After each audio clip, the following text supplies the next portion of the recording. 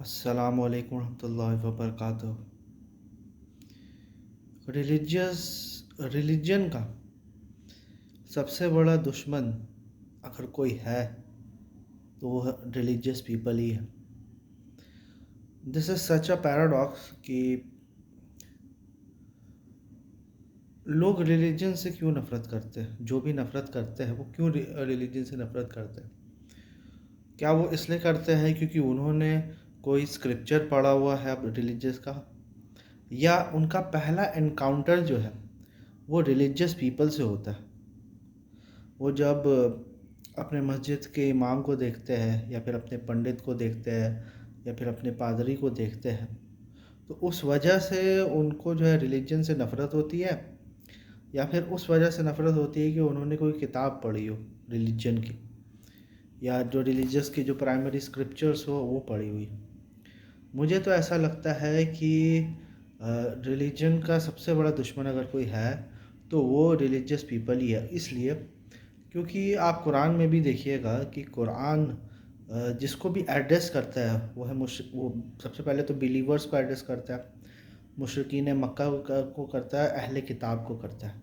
ये सब religious group है, कोई सेकुलर ग्रुप नहीं है।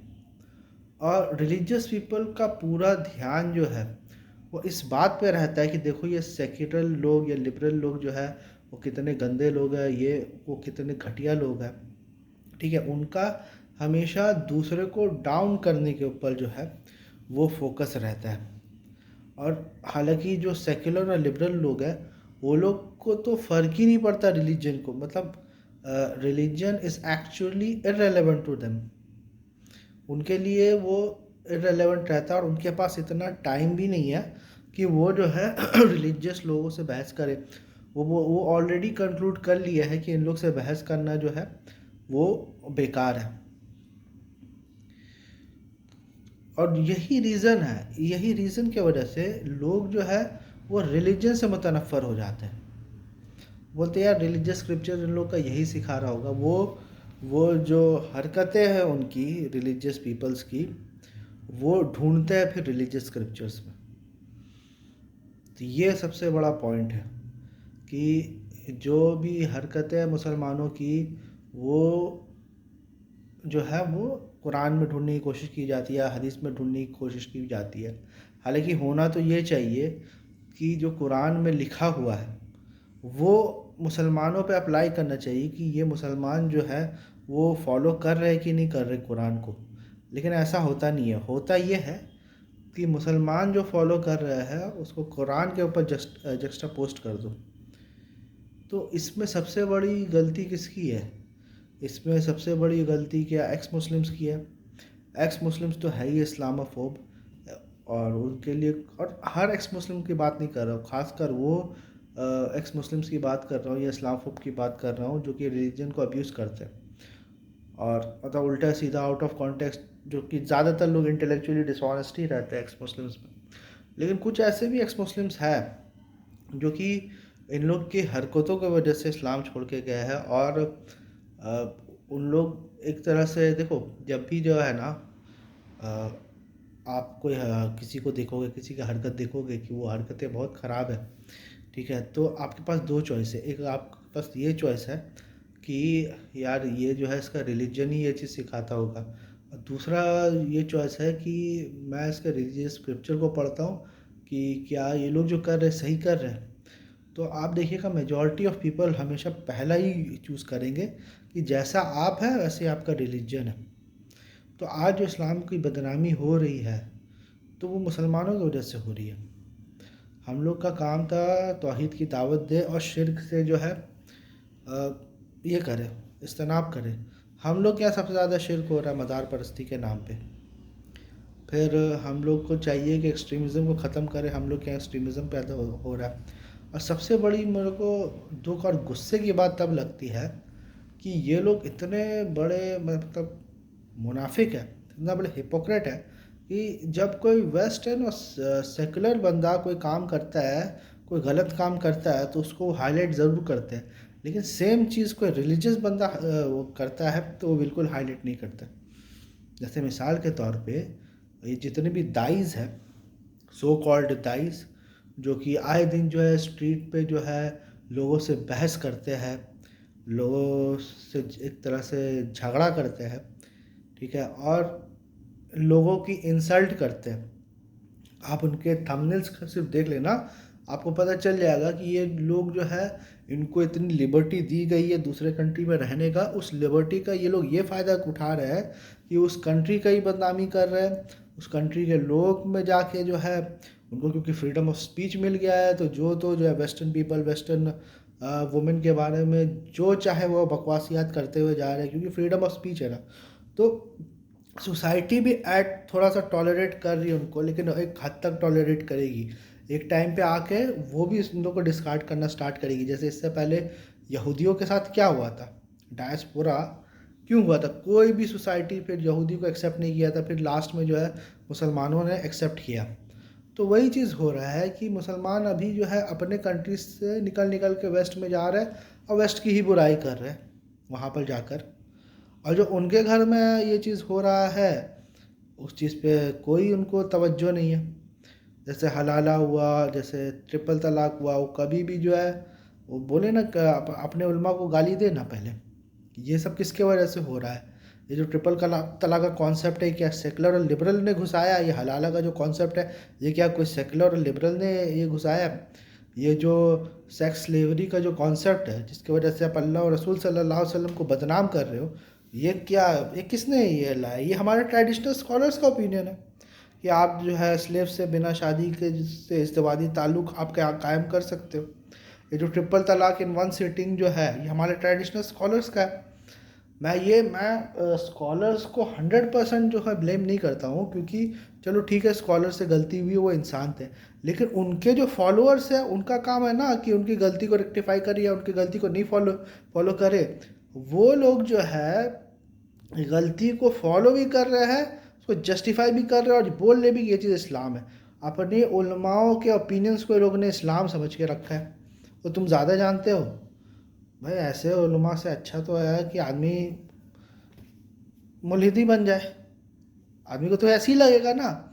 सोच, जब आदमी देखेगा कि यार एक रिलीजन है जिसमें चाइल्ड मैरिज है, और जिसमें जो है सेक्स स्लेवरी है, जिसमें ट्रिपल तलाक है, जिसमें हलाला है, और जिसमें औरतों को जो है घर में कैद किया जाता है, और जिसमें जो है ज़बरदस्ती बुर्का पहनाया जाता है, तो फिर ये सब देख के तो आदमी मुल्हिदी होगा ना। क्या ऐसी चीज़ है जिससे वो रिलीजन से अट्रैक्ट हो रहा है? मेरा ये एक सवाल है। और क्या ऐसा चीज़ है बताओ? सिर्फ और सुपियोरिटी कॉम्प्लेक्स तो एकदम आसमान छू रहा है। ठीक है, इस्लाम सबसे बेहतरीन रिलीजन है, इस्लाम, ये भाई आप किसी को भी नॉन मुस्लिम्स को बार बार ये चीज़ बोलोगे इस्लाम सबसे बेहतरीन रिलीजन है, सबसे अच्छा रिलीजन है, तुम्हारे रिलीजन से भी अच्छा है, तुम्हारा रिलीजन फालतू है, तुम बेवकूफ़ हो कि तुम अपना रिलीजन को फॉलो कर रहे हो, तो वो भी सोचेगा कि ये क्या पागल आदमी है। और पागल आदमी तो चलो तुमको सोचेगा तो अच्छी बात है, लेकिन तुम्हारे वजह से इस्लाम की बदनामी होगी कि सर इसके रिलीजन ने क्या ये सिखाया है इसको। तो मेरे हिसाब से तो भाई रिलीजन का सबसे बड़ा दुश्मन जो है वो रिलीजियस पीपल ही होते हैं। वो रिलीजियस लोग होते हैं जिसके वजह से लोग रिलीजन से मुतनफ़र होते हैं। और एक तो इन लोगों को कोई पूछता नहीं है, लोग ज़बरदस्ती घुस के ओपिनियन देने आ जाते हैं। भाई तेरे से कोई पूछा? मैं अगर रिलीजन फॉलो कर रहा हूँ, मेरा और मेरे अल्लाह का वास्ता है, तू बीच में क्यों आ रहा है? तू अपना काम कर। तो इन लोगों की वजह से सबसे ज़्यादा लोग जो है इस्लाम छोड़ते हैं। सेकुलर लिबरल तो भाई तुमको तवज्जो भी नहीं देते, वो लोग अपना काम कर रहे हैं, वो लोग की अपनी परेशानियां हैं। ठीक है, तुमको चाहिए कि तुम जो है मेन आदमी रिलीजियस लोग से परेशान होकर सेकुलर और लिबरल बनते हैं कि इन लोग से कम निजात पाए हम। फ़िरकावारियत तुमने क्या, कोई सेकुलर और लिबरल आगे बोल रहा है कि शिया सुन्नी फसाद करो, या बरेली देवबंदी फसाद करो, या अहले हदीस, ये क्या किसी लिबरल ने आके बोला है, किसी सेकुलर ने आके बोला है? अरे भाई आप ये तो देखो कि आप रिलीजन को रिप्रेजेंट कर रहे हो। रिलीजन की प्राइमरी किताब जो है वो कुरान है, वो वेद है अगर आप सनातन धर्म के हो, वो बाइबल है। सबसे पहले किसी ने बैन किया है, आप हिस्ट्री पढ़ लो, बाइबल बैन कर दिया आम आदमी के पास रखने के लिए। आप देखो कुरान को समझ के पढ़ना, कुरान के ट्रांसलेशन करना जो है उसको हराम किसने बोला? कुरान डायरेक्ट पढ़ना उसको हराम किसने बोला? किसी सेकुलर ने बोला, किसी लिबरल ने बोला? अरे ये लोगों ने तो ट्रांसलेट कर करके दिया है उल्टा कि भाई पढ़ना है पढ़ो, नहीं पढ़ना मत पढ़ो। तो इन लोगों को तो अपने जो है बुराइयों को छुपाने के लिए जो है ना दूसरे के ऊपर जो है लांछन करने वाली हिसाब है, और कुछ नहीं। Zero lack of accountability, hypocrisy तो एकदम पीक पे रहती है इन लोगों की।